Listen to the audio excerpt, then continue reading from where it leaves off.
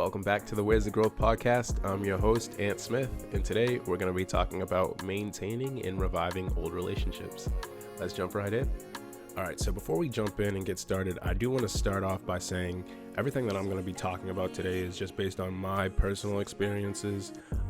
I understand that everybody's relationships with people in their past are different, whether that's personal and professional. So everything that I'm going to be saying today is not counseling, it's not therapy, it's just what I've noticed from my experience with my relationships and things that I've witnessed in my life.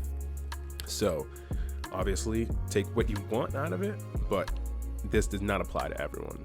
Now, that being said, this week I actually came in contact with one of my good friends from my childhood, lifelong friend, and we've remained in communication since, elementary school, since middle school, since high school, throughout college, and to this day.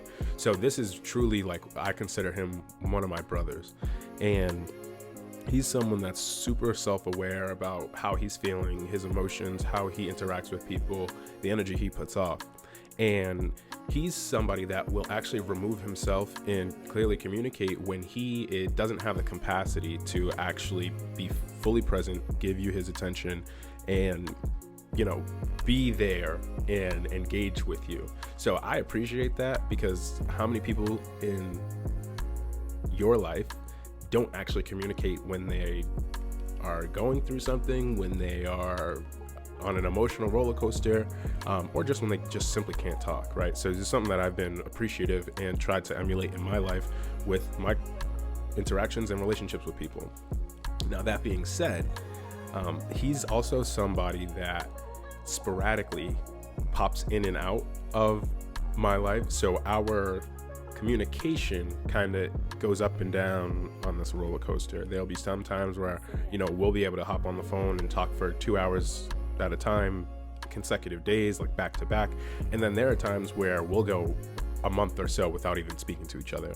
But one thing remains constant is that the love is never lost, regardless of where we are on that roller coaster, whether it's up or down. The love is always the same. And it struck me this week, especially because I was really eager to reach out and connect with him, as I haven't connected with him for a little bit of time. And he shot me a text and was like, "Hey, I saw that you called me, but I just don't have the capacity to connect right now." And I selfishly not unusually, but I selfishly this time took a step back and thought about that response and was really like, hey, is this even fair for me to put forth this energy in this relationship and then, not have it be reciprocated? And then for me to cater to his capacity of hey, when does he have the ability to connect and communicate? And then I thought about it and I was like, well, if I put myself in his shoes and I take a step back, if I was in his spot and I was navigating the ups and downs of my own life and I just didn't have the capacity to communicate and engage and give somebody my all, would I want the same grace that he's essentially requesting from me? And it dawned on me that even in other relationships in my life and my past, both personal and professional, how many times have I really put myself in the other person's shoes to think, well, if I was in their shoes, how would I want to be catered to in this moment? And so I started thinking about just other people in my past whose relationships have been, up and downs in terms of, back in elementary school, right? We were at the hip, couldn't separate us. But as time passes, life happens, things go on, people change, life changes, life happens. People just drift out of your life. And so that's professionally, when you're at a job, you go back and forth, or you find a new place of employment. People, old co-workers, right? You guys might be in touch on socials and things like that, but the communication, the relationship just isn't the same as what it once was. And so I started thinking, for me, I have to be super aware of, am I leaving the door open for people who have been in my life in the past? And I think it is a case-by-case basis for me personally, because there are people in my life that I have intentionally left in my past because the route that they were heading on and the route that I was heading on are two completely different lifestyle choices. It takes a level of self-awareness to know and to be aware of that. And I can't say that I'm always intentional about how I'm showing up when those people resurface in my life. But I do know that I always want to carry a sense of the door is always open for an open line of communication, even if it's not that we have to connect in person or meet up in person or anything like that. But I never want a relationship to be closed and there never be an open door of communication where someone feels like they can't shoot me a Instagram message, they can't shoot me a text, they can't reach out to me on socials. Because even if our lives went in two different paths, I owe it to everybody that I come in contact to still be there in some way, shape, or form. Now, I know this is different for everybody because people have past traumas with different people in their lives and things like that, so I'm not dismissing that or anything. However, putting yourself in somebody else's shoes, even if they did cause you hurt, cause you pain, if now you're able to have moved past that, I think the question that we all have to ask ourselves is, am I in a place where I can still have people in my life and put up boundaries and enforce those boundaries to make sure that they're respected? Because although people in our past might have been a part of our past lives and we may not be living that life anymore, the memories and the relationship that you still had with that person doesn't change. Although time has gone by and maybe we're not that close now, the memories, the connection, the love will always remain there, even if they've done you dirty, even if they've drifted in and out of your life. You can't take away the history that you have with somebody, and that's positive and negative. So I really want to challenge you to think about, who are these people in your life, or who might these people be in your life that time has passed by? They could have been your best friends, they could be family members, they could be relatives, they could be internet friends as well, even past coworkers. Who are the people in your life that the relationship has drifted apart and you may have closed the door of communication on them? And then I want to challenge you to then ask yourselves, why did that door get closed? And what would an open door or an open line of communication actually look like with that person today? What boundaries would you need to put in place to still maintain an open door or open line of communication with that individual today, while still respecting the life and the choices that you're making in today's day and age?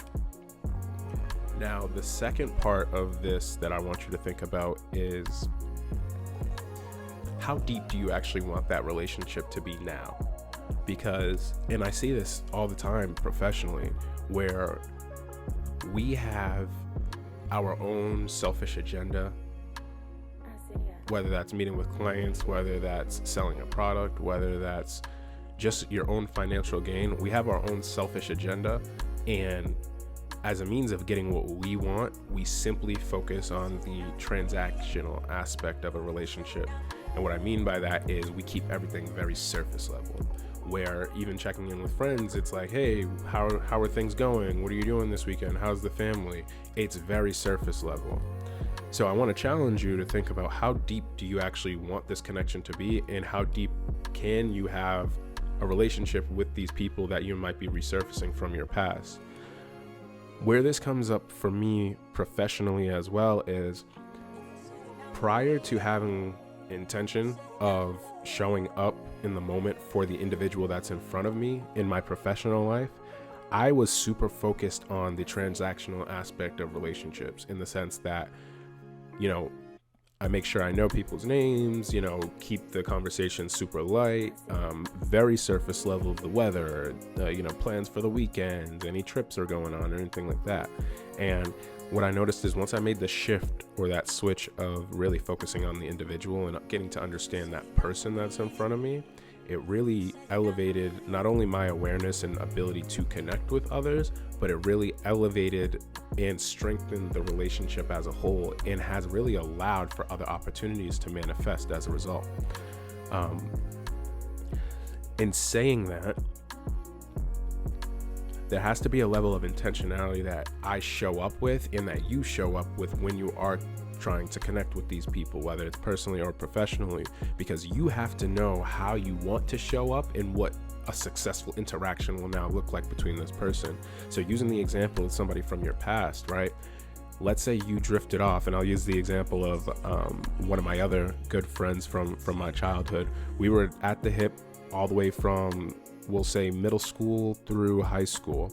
And then once college hit, we went to different schools, but we always kept the same interest. We didn't really talk that much, but we played a lot of video games together.